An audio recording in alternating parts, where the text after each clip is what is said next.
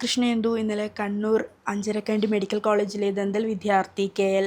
നിതിൻ രാജിൻ്റെ ആത്മഹത്യയുമായി ബന്ധപ്പെട്ട മുഖ്യപ്രതി doctor റാമിനെ arrest ചെയ്യപ്പെടുകയും പിന്നീട് കോടതിയിൽ നാടകീയമായ ചില സംഭവവികാസങ്ങൾക്ക് ശേഷം പറഞ്ഞു വിടുകയുമായി ഉണ്ടായിരുന്നത്.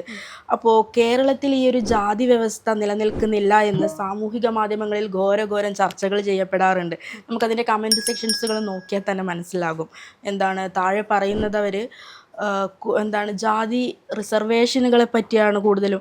അത് മാറ്റി സാമ്പത്തിക റിസർവേഷനുകൾ വരട്ടെ എന്നൊക്കെ പലരും ചർച്ച ചെയ്യപ്പെടുമ്പോഴും ഈ ഒരു എന്നുമായി ബന്ധപ്പെട്ട ആത്മഹത്യ നടക്കുന്നതും നമ്മുടെ കേരളത്തിൽ തന്നെയാണ്. ഇതുപോലെ ഇന്ത്യയിലും ഒട്ടനവധി കാര്യങ്ങൾ നടന്നുകൊണ്ടിരിക്കുകയാണ് അല്ലേ? അതെ, ഇതിലിപ്പോൾ പ്രധാനപ്പെട്ടൊരു വസ്തുത എന്ന് പറയുന്നത് ജാതിയില്ല അല്ലെങ്കിൽ മതമില്ല എന്നൊക്കെ 1000 വട്ടം പറഞ്ഞാലും ചില ആളുകളുടെ ഉള്ളിൽ ഈ ജാതീയത ഉള്ളിലേറുന്നത് കൊണ്ടാണ് ഇത്തരത്തിലുള്ള സംഭവങ്ങളൊക്കെ തന്നെയും പുറത്തു വരുന്നത്. അപ്പം ജാതീയപരമായിട്ടുള്ള വേർതിരിവുകൾ ജനങ്ങൾ കാണിക്കുന്നു. അതിൽ മനം നൊന്ത് ആത്മഹത്യകൾ ഉൾപ്പെടെ നമ്മുടെ നാട്ടിനകത്തുണ്ടാവുന്നു. പക്ഷേ ഇപ്പോഴും പല ആളുകളും പറയുന്നത്, ഒരു വിഭാഗം ആളുകൾ ഇപ്പോഴും പറയുന്നത് ജാതി ഇല്ല എന്നാ. പക്ഷെ അതിന് മറുഭാഗം നോക്കുമ്പോൾ അവിടെയൊക്കെ ഈ ജാതി പറഞ്ഞുകൊണ്ടുള്ള അധിക്ഷേപങ്ങൾ, അവരെ അകറ്റി നിർത്തുക അല്ലേ, അത്തരത്തിലുള്ള കാര്യങ്ങളൊക്കെ കാണാൻ പറ്റും. ഇപ്പോൾ കമൻറ്റ് വായിക്കുമ്പോൾ തന്നെ നമ്മൾ പലപ്പോഴും ഞെട്ടാറുണ്ട്. ഈ ആത്മഹത്യയുടെ വാർത്തയുമായി ബന്ധപ്പെട്ടിട്ടുള്ള, നിതിൻ രാജിൻ്റെ മരണവുമായി ബന്ധപ്പെട്ടുള്ള വാർത്തയുടെ താഴെയാണ് ഈ കാണുന്ന കമൻറ്റുകളൊക്കെ തന്നെയും കുറേ വരുന്നത് അല്ലേ? തീർച്ചയായും. അത് ഇപ്പോൾ പറയുമ്പോൾ ഈ കമൻ്റ് ഇടുന്നവരുടെ പേരിൻ്റെ വാല് പോലും ചിലപ്പോൾ ജാതി പേര് കൊണ്ട് പേരിൻ്റെ ഭാഗങ്ങൾ ചേർക്കുന്നവർ തന്നെയുണ്ട്. അതിൽ ഈ വാർത്ത മാധ്യമങ്ങളുടെയൊക്കെ അടിയിൽ വരുന്ന കമൻറ്റുകളിൽ അവർ പറയുന്നത് സാമ്പത്തിക റിസർവേഷൻ വേണം എന്നുള്ളത്. നമ്മുടെ കേരളത്തിലെ ചരിത്രം പരിശോധിക്കുമ്പോൾ ഈ ജാതീയതയ്ക്കെതിരെ സമരങ്ങൾ നടന്നിട്ടുണ്ട്. വില്ലുവണ്ടി സമരം ഉൾപ്പെടെ, അല്ലെങ്കിൽ ഒരു വിഭാഗം ആളുകൾക്ക് അമ്പലത്തിൽ പ്രവേശനം ഉണ്ടായിരുന്നില്ല, അതിനെതിരെ സമരങ്ങൾ നടന്നിട്ടുണ്ട്. ഒരുപാട് അനാചാരങ്ങളും അന്ധവിശ്വാസങ്ങളൊക്കെ തുടച്ചു മാറ്റിയിട്ടുള്ള ഒരു കേരളത്തിൽ നിന്നാണ് നമ്മളൊക്കെ വന്നിട്ടുള്ളത്, ഈ ഉയർത്തെഴുന്നേറ്റ് വന്നിട്ടുള്ളത്, ഇന്നത്ത് കാണുന്ന കേരളത്തിലേക്ക് നമ്മൾ എത്തിയിട്ടുള്ളത്. അപ്പോഴാണ് പല വിഭാഗം ആളുകളും ജാതി ഉള്ളിലേറിക്കൊണ്ട് ജാതീയത പറഞ്ഞുകൊണ്ട് മുന്നോട്ട് പോകുന്നത്. തീർച്ചയായും. അതുപോലെ നമ്മുടെ വിവാഹ കാര്യങ്ങളിലോട്ട് വരുമ്പോഴും ഈ ജാതി തിരിച്ചുള്ള മാട്രിമോണി ഇന്ന് വളരെ ചർച്ചകരമാണ്. പക്ഷെ അതൊന്നും ആരും മൈൻഡ് ചെയ്യുന്നില്ല എന്നുള്ളതും മറ്റൊരു സത്യം തന്നെയാണ്. കൂടാതെ ഈ വിദ്യാഭ്യാസ സ്ഥാപനങ്ങളിലെ ജാതി വ്യവസ്ഥ അല്ലെങ്കിൽ ജാതി ഏതാണെന്ന് ചോദിക്കുന്ന അല്ലേ, ആ ഒരു അത് നമ്മൾ ചോദിക്കാതെ തന്നെ പല അധ്യാപകരുടെ മനസ്സിലുണ്ട് എന്നുള്ളത് മറ്റൊരു സത്യം തന്നെയാണ്. അത് ഇന്ന് പല കേസുകളും പുറത്ത് വരുന്നില്ല എങ്കിലും ഓരോ വിദ്യാഭ്യാസ സ്ഥാപനങ്ങളിലും ഒരു വിദ്യാർത്ഥിയെങ്കിലും, കുറഞ്ഞത് ഒരു 1% വിദ്യാർത്ഥികളെങ്കിലും ഇത് അനുഭവിക്കുന്നുള്ളത് മറ്റൊരു യാഥാർത്ഥ്യം തന്നെയാണ്. കേരളത്തിൽ പലപ്പോഴും ഒറ്റപ്പെട്ട സംഭവങ്ങളൊക്കെ ആയിട്ട് ഇത് മാറിയേക്കാം, പുറത്തു വരുന്ന വാർത്തകൾ അത്തരത്തിലാണ്. പക്ഷെ ഉത്തരേന്ത്യ സംസ്ഥാനമൊക്കെ പരിശോധിക്കുമ്പോൾ ജാതിയെ പേറുന്ന മനുഷ്യരെ നമുക്ക് കാണാനായിട്ട് സാധിക്കും. അതിൽ കുട്ടികൾ സ്കൂളിൽ പഠിക്കുമ്പോൾ പൂജ, ഒരു വാർത്തയുണ്ടായിരുന്നു, കൂജ നിന്ന് അത് തൊട്ടു, ആ വെള്ളം കുടിക്കാൻ വേണ്ടി കൂജ തൊട്ടു, അതിൽ നിന്ന് വെള്ളം കുടിച്ചു എന്നതിൻ്റെ പേരിൽ ആ കുട്ടിയെ ഉൾപ്പെടെ മർദ്ദിക്കുന്ന അധ്യാപകരുടെ ദൃശ്യം, അല്ലെങ്കിൽ മുസ്ലിം ആയതുകൊണ്ട് കരണത്തടിക്കണം എന്ന് പറയുന്ന അധ്യാപകരുടെ ദൃശ്യങ്ങളൊക്കെ വരികയാണ്. അപ്പോൾ അധ്യാപകർ തന്നെ ഇതിൽ മുൻകൈ എടുക്കുന്ന അവസ്ഥകളും കൂടെ ഒന്ന് കാണാം. കൃഷ്ണേന്ദു, ഇത് പറയുമ്പോൾ എനിക്കൊന്ന് കൂട്ടിച്ചേർക്കാനുള്ളത്, ഞാൻ മുൻപൊരിക്കലൊരു ലേഖനം വായിച്ചിട്ടുണ്ടായിരുന്നു. ഉത്തരേന്ത്യയിലെ ഏതോ ഒരു യൂണിവേഴ്സിറ്റിയിലെ ഒരു സംഭവമാണെന്ന് തോന്നുന്നു. അവിടെ ഒരു മുതിർന്ന അധ്യാപിക ഒരു ദളിത് പ്രൊഫസർ വന്ന് ക്ലാസ് എടുത്ത് കഴിഞ്ഞതിന് ശേഷം വന്നിട്ട് ചാണകം തെളിച്ച് ശുദ്ധീകരണം നടത്തിയതിന് ശേഷമാണ് ആ കസേരയിലിരുന്ന് ക്ലാസ് എടുക്കുന്നത്. അതായത് ഒരു മുതിർന്ന അധ്യാപിക ചെയ്യുന്നത് ഇതാണെങ്കിൽ അത് കണ്ടിട്ടൊരു കുട്ടികൾ എത്രത്തോളം അതിൽ നിന്നും നമുക്കൊക്കെ അതിശയം തോന്നുന്ന കാര്യം, വിദ്യാഭ്യാസം ഉള്ളവരാണ് ഇതിന് മുൻകൈ എടുക്കുന്നത്. നിതിൻ രാജിന്റെ മരണം വന്നിട്ട് ഡോക്ടർ റാം എന്ന് പറയുന്നത് വളരെ പ്രിവിലേജ്ഡ് ആയിട്ടുള്ള ഒരു സൊസൈറ്റിയിൽ നിന്ന് വരുന്ന വിദ്യാഭ്യാസമുള്ളൊരു മനുഷ്യനാണ്. ആ വ്യക്തി തന്നെയാണ് നിതിൻ രാജിനെ പോലെ ഉള്ള വിദ്യാർത്ഥികൾ അധിക്ഷേപിക്കുന്ന തരത്തിലേക്ക്. അപ്പോൾ നിതിൻ രാജിന്റെ മരണത്തിന് ശേഷം ഒരുപാട് വിദ്യാർത്ഥികൾ ഇത്തരത്തിലുള്ള സംഭവങ്ങളുമായി ബന്ധപ്പെട്ട് പ്രതികരിക്കുന്ന ഒരു നില കൂടെ കാണാനുണ്ടായല്ലോ. തീർച്ചയായും.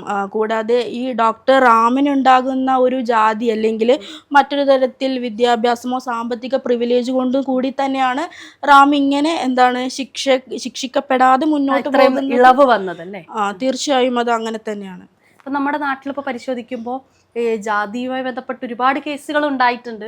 പലപ്പോഴുമായിട്ട് അല്ലേ ഇടയിലൊക്കെ വരുന്നൊരു കാര്യങ്ങൾ കാണാറുണ്ട്. ഇതിൽ നീനു കെവിനുമായി നീനു കെവിൻ വളരെ ചർച്ച ചെയ്യപ്പെട്ട ഒരു കാലത്ത് വളരെ അതിൻ്റെ ഇടയിലും താഴെ ഒരുപാട് കമന്റുകൾ ഉണ്ടാകും. ജാതി നോക്കാതെ വിവാഹം കഴിച്ചു, എന്താണ് അങ്ങനെ പല സ്വന്തം കാര്യങ്ങൾ പറയുന്നതും എന്തിനാണ് ജാതി എന്ന് പറഞ്ഞു വരുന്ന പല കമന്റുകളും അതിനിടയിൽ ഉണ്ടാകുമ്പോഴും ഇത് വിഷയം കേരളത്തിൽ കുറച്ചായി നമ്മൾ ഈ ദുരഭിമാന കൊലയുമായി ബന്ധപ്പെട്ട് കാണുന്നുണ്ട്. ഒരു നീനു കെവിനുമായി ബന്ധപ്പെട്ടത് ഉൾപ്പെടെയുള്ള കാര്യങ്ങൾ പരിശോധിക്കുമ്പോൾ കൂടാതെ മധു ഒരു ദളിത് വ്യക്തി ആയതുകൊണ്ട് മാത്രമാണ് മോഷണ കുറ്റം ആരോപിച്ച് കുറച്ച് പ്രിവിലേജ്ഡ് ആയിട്ടുള്ള ആളാണെങ്കിൽ ഇന്ന് നമ്മളത് അറിയുകൂടിയില്ല ആ വിഷയം.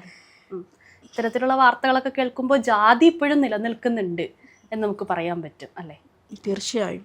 അതുപോലെ നമ്മൾ പറഞ്ഞു കമൻറ്റ് ബോക്സിൽ ഉൾപ്പെടെ വളരെ പ്രിവിലേജ്ഡ് ആയിട്ടുള്ള ആളുകളാണ് ഈ ജാതിയുമായി ബന്ധപ്പെട്ട് സംസാരിക്കുന്നത്. അപ്പോൾ പ്രധാനപ്പെട്ട വകുപ്പുകൾ അല്ലെങ്കിൽ നമ്മുടെ ഉദ്യോഗസ്ഥർ ഉൾപ്പെടെ പരിശോധിക്കുന്ന ഘട്ടത്തിലും ഒരുമാതിരിപ്പെട്ട എല്ലാവരും ഈ ഉന്നത ജാതിയിൽപ്പെട്ടവരാണ് അതെല്ലാം പിടിച്ചു വെച്ച്. കൂടാതെ ഈ ഒരു താഴ്ന്ന ജാതിക്കാർ ഇപ്പോൾ പ്രതികരിക്കാൻ തുടങ്ങുമ്പോൾ എല്ലാവരും പറയുന്നുണ്ട് വിക്ടിം കാർഡ് ഇറക്കുക അല്ലെങ്കിൽ ജാതി കാർഡ് ഇറക്കുക എന്നുള്ള പറഞ്ഞ് അവരെ അധിക്ഷേപിച്ച് അതിൻ്റെ കാര്യങ്ങളിൽ അധിക്ഷേപിച്ച് പോകുന്ന ഒരു പ്രവണത ഇപ്പോൾ കണ്ടുവരുന്നുണ്ട്. അതപ്പോൾ തുറന്നു പറയാൻ പേടിയുള്ളവർക്ക് ഒന്നുകൂടി ഭയപ്പെട്ട് പിറകോട്ട് പോകുന്ന ഒരു പ്രവണത കൂടി ഇത് വരുത്തുന്നുണ്ട്. ഇപ്പോൾ പോലീസ് മർദ്ദനങ്ങൾ ഉൾപ്പെടെ ഈ താഴ്ന്ന ജാതിയിൽപ്പെട്ടവരിലേക്ക് എത്തുന്നു. മധുവൊക്കെ അതുപോലെ തന്നെ സാധാരണ ഒരു മനുഷ്യനെ വളഞ്ഞുകൂട്ടി ആക്രമിക്കുന്ന ഒരു വാർത്തയിലേക്കൊക്കെ നമ്മളത് കണ്ടതാണ്. അങ്ങനെ നിരവധിയായിട്ടുള്ള ഒറ്റപ്പെട്ടതും അല്ലാത്തതുമായിട്ടുള്ള അല്ലേ പുറത്തു വരാത്തതുമായിട്ടുള്ള നിരവധി വിഷയങ്ങളുണ്ട്. ഈ ഡോക്ടർ റാമിൻ്റെ വിഷയം ഉൾപ്പെടെ സംസാരിക്കുന്ന ഘട്ടത്തിലും ഒരുപാട് പേര് ഡോക്ടർ റാമിനെ അനുകൂലിക്കുന്നവരുണ്ടായി. അവിടെയാണ് നമ്മൾ ഏറ്റവും ഭയപ്പെടേണ്ടത് എന്ന് പറയാൻ പറ്റും. അതിൻ്റെ കമൻറ്റ് സെക്ഷനിൽ മറ്റൊരു കാര്യം എന്നുള്ളത് ആ വിദ്യാർത്ഥിക്ക് നേരത്തെ തന്നെ പരാതിപ്പെട്ടുകൂടെ എന്നാണ്. എവിടെ പരാതിപ്പെടണം? ഇത്രയും പ്രിവിലേജ്ഡ് ആയിട്ടുള്ള ആൾക്കാർക്കിടയിൽ ഈ ഒരു വിദ്യാർത്ഥി ഇത്രയും വിഷമതകളും ഇതൊക്കെ അനുഭവിക്കുന്ന സമയത്ത് എവിടെ പോയി പരാതിപ്പെടണം? വീണ്ടും പരാതിപ്പെട്ട ഇത് തിരിഞ്ഞടിച്ച് ഈ വിദ്യാർത്ഥിയിലേക്ക് തന്നെയാണ് എത്തുക. അതുപോലെ വിദ്യാർത്ഥികൾ ഏറ്റവും ഭയപ്പെടുന്ന മറ്റൊരു കാര്യമാണ് ഇന്റേണൽ മാർക്ക് ഉൾപ്പെടെ കുറയ്ക്കുമോ എന്നുള്ള ഭയം. അങ്ങനെയുള്ള മാനസിക പീഡനങ്ങൾ മറ്റൊരു രീതിയിലും ഓരോ വിദ്യാഭ്യാസ സ്ഥാപനങ്ങളിലും ഈ ഇന്റേണൽ മാർക്ക് ഭയന്ന് മിണ്ടാതിരിക്കുന്ന ഒരുപാട് വിദ്യാർത്ഥികളുണ്ട്. രോഹിത് വെമുലയുടെ കേസ് പരിശോധിച്ചാൽ അല്ലേ, രോഹിത് വെമുല ഉൾപ്പെടെ ഇത്തരത്തിൽ ജാതീയപരമായിട്ട് അധിക്ഷേപിക്കുന്ന രീതിയിലേക്കൊക്കെ നമ്മൾ കണ്ടതാണ്. അങ്ങനെ നിരവധിയായിട്ടുള്ള വിദ്യാർത്ഥികളെ അടിച്ചമർത്താം. വിദ്യാർത്ഥികൾ സ്വയമേ പഠിച്ച് നല്ലൊരു നിലയിലേക്ക് എത്താൻ എന്തുകൊണ്ട് ഈ ഉയർന്ന ജാതിയിൽപ്പെട്ടവർക്ക് പറ്റുന്നില്ല, അത് അംഗീകരിക്കാൻ പറ്റുന്നില്ല എന്നുള്ളതാണ്. മറ്റൊരു കാര്യം പറഞ്ഞത് ഈ കമൻറ്റ് സെക്ഷനിലുള്ള കാര്യങ്ങൾ പോലെ ഈ ഒരു ജാതി സംവരണം ഒഴിവാക്കി സാമ്പത്തിക സംവരണം കൊണ്ടുവന്നാൽ ഇത് തന്നെയാണ് സംഭവിക്കാൻ പോകുന്നത്.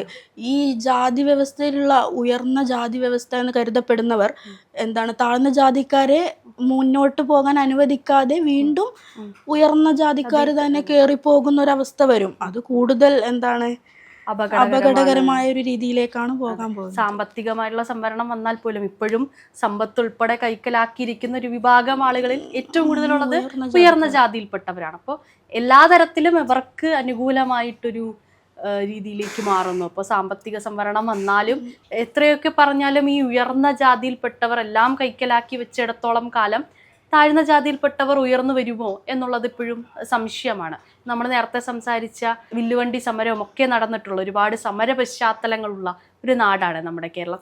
നമ്മുടെ നവോത്ഥാന നായകരുൾപ്പെടെ ഇതിൻ്റെ ഭാഗമായി മുന്നോട്ട് വന്നിട്ടുള്ളതും ഒക്കെ നമ്മൾ കണ്ടതാണ്. ഇപ്പോൾ പൈപ്പിനിൽ സഹോദരൻ അയ്യപ്പനുമായി ബന്ധപ്പെട്ട മിശ്രഭോജനം കേട്ടിട്ടുണ്ടല്ലോ.